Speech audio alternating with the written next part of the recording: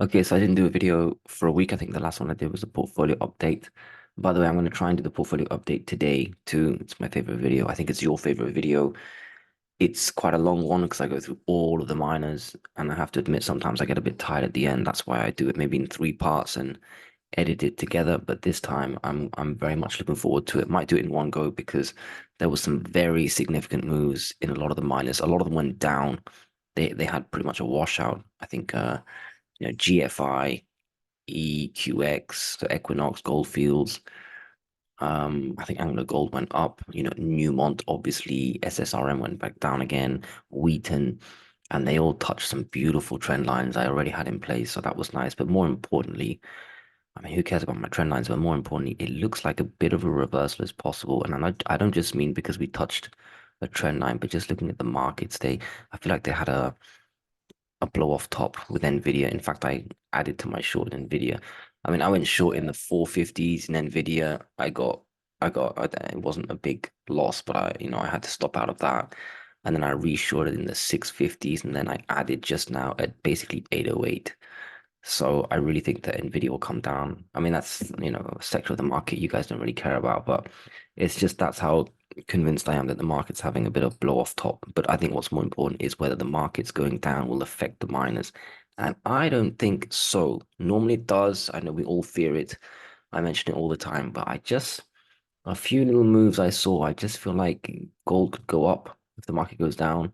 And I think the miners are more likely to go up than go down with that move because they'll follow the metals and they've already been crushed. And it'll be one of the very few parts of the market that go up. Maybe that'll get their attention, the big institutions who will finally start adding to the miners like the Druckenmillers and others. So let's try and do a quick recap of the dollar yields, metals, and miners. Very significant. So look at the DXY first of all. That's why I always say look at the daily close. Look at this trend line I've had for a while, and you can see why it was because it was touching this area. There's also a bit of a trend line coming back here, it was breakout of resistance.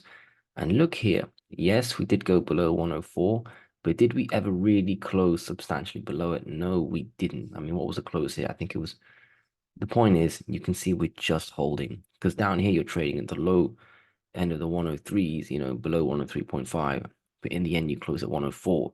So 104 is still pinned there. I really want to close below 104, and I mean something obvious like 103.8 or lower, and then we can start moving down to here.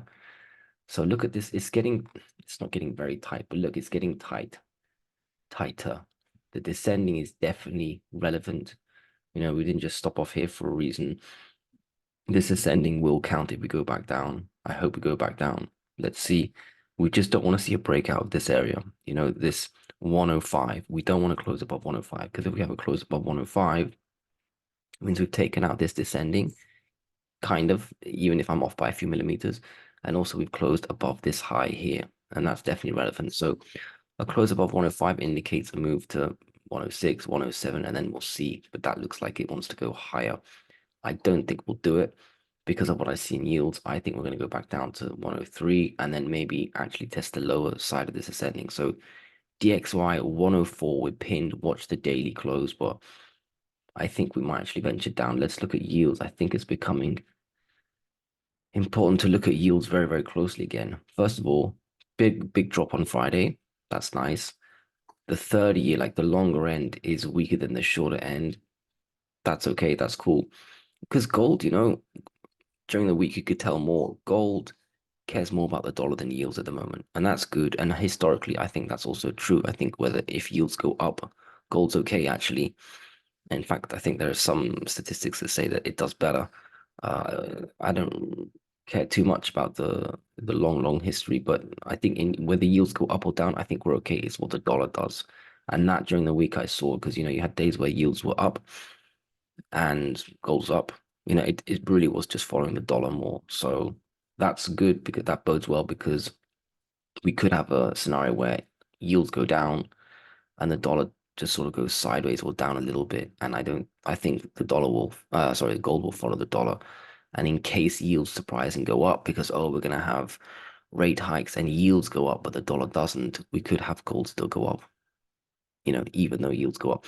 But anyway, yields drop 30-year down pretty hard. Looks like we're going to go a bit more, bit lower because that's a big drop. Look, it took out the last couple of trading days. We closed at low of days. So I don't know where actually just looking at this, maybe just, lower, let's just say 4.2-ish.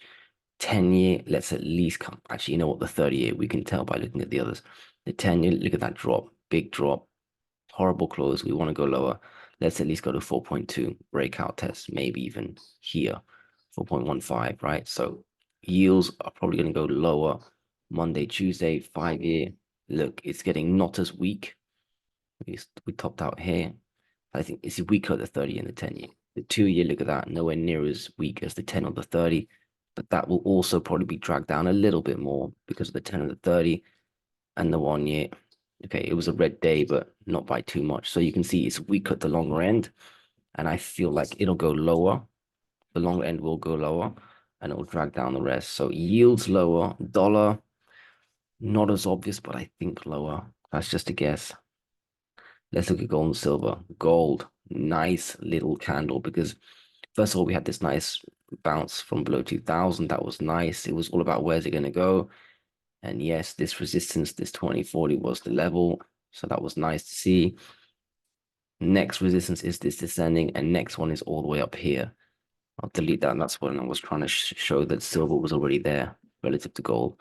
But it's a nice kind of bullish engulfing candle. Suggests we want to go higher. Yes, we did trade all the way up to 2040, but 2035 is a good close. It's the highest close of the whole week. And for me, that looks like it wants to go higher. And if the dollar just suggests it wants to go lower and maybe yields drag the dollar down, we could start testing this descending 2050, nice and convenient by the time we test it early next week. But it's all about closing above 2060 because then you clear like weeks worth of highs and basically you're testing 2080 and 2100 quite quickly after that. But that would, you kind of need the dollar index to drop, like to drop down to that ascending level. But gold looks really nice, and I think the Friday close is exactly the cherry on top that we wanted. So that's nice. Let's look at silver. Silver's okay, same sort of candle.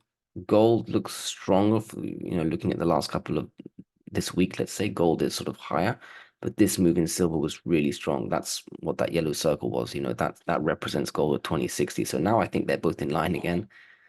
But I do feel like if gold starts to go back up, test 2050, you'll have silver very quickly back up here, 23.5. So silver will be back sort of outperforming gold early next week. And then that move to 2080, 2100, maybe you have silver starting to test this 24.5. So silver looks good. It just retraced a bit because it was a bit too much too fast. But this candle is the same sort of candle as gold. And I think we're very quickly testing this level here early next week. So silver also looks good. Let's look. And by the way, I'm not talking about support. I should, right? Seeing how much downside we've had on the metals, but obviously that downside support is over here, 21.9. And then, yes, the ascending if we go low, which I don't see happening. I think we've had the washout here. Maybe 2000 becomes a level again. I'm not too sure about 2000, but definitely the low from back here. And then we have this extra low. I don't see us again. I don't see us going back down to below 2000. I actually don't see that happening. So I'm looking at upside resistance more than support, but there you go. The lines are there just in case. All right, let's look at the miners. Look at that same sort of candle. But look, okay, I'm getting a bit excited with these moves here, but descending support, my favorite line to break out of. This is like a higher low. We filled the gap. It's perfect. We've had all this washout, bad news, bad earnings. Even Newmont, which had bad news, it touched 30, just above 30, and then ended up green. I think that helped. I think we've got the washout in a lot of big stocks, and that's kind of what you need to put in a bit of a bottom. So all the signs are there. Look, higher low, gap close, and we're testing this descending. Once we start break closing, daily close above, let's just say 33 to be sure, but above the descending line and probably above these three candles, so 32.7, 32.7 out, I start getting excited. But above 33, just to be completely sure. And then you start looking at 35 and all this stuff, all these lines I've looked at. So for me, it looks really good. This trend line, I'm not so sure about anymore. Yeah, I think that's a bit clearer. So for me, it's 32.8, let's say, a close above 32.8, Monday, Tuesday, with gold going up above 2040, testing 2050. Then you can start getting really excited. That's GDXJ. Let's look at, go on, SILJ. Look at this. It kissed support. Look at that perfect support. One, two, three, four. Gaps being filled. Close at high of day. Perfect hammer. Has so much upside. All the reasons fundamentally and now technically. Once you close above the descending, and what I really want, yeah, let's say this here, 8.3, right? A close above 8.3, then then you're going to zoom higher. So the same sort of thing. And finally, GDX. That's nice too. Gap closed, didn't test this, but you don't need to, and it's better if you don't. Yeah, so once you close above, I mean, look, I see it happening. I really see it. Let's say 27.3, a close above all those candles. Let's get rid of, we'll keep them, they're kind of valid. Then you're out of the descending and you've crossed this horizontal and you've taken out the high of the last week. So for me, 27.3, a close above that. And then you're talking about 29, 29.5 gap fill, 30, well, 30 is not even level. And that's a good move from where we are. Let's just look at that. I'm talking about a 9% move. I know it's hard to believe because of how crushed we've been, but that can be done quite quickly. I'm talking 3 days. Gold testing 2060, 2080, you're there.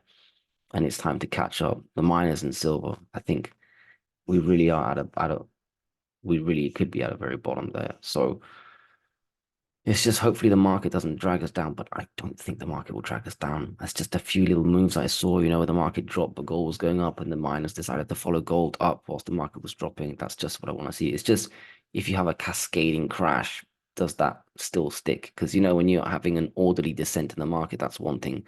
But when you have a -4%, which we haven't seen in a long time, like circuit breakers crash, then what does GX do? GDX, GDXJ. Maybe they go up 10%. That'll be beautiful.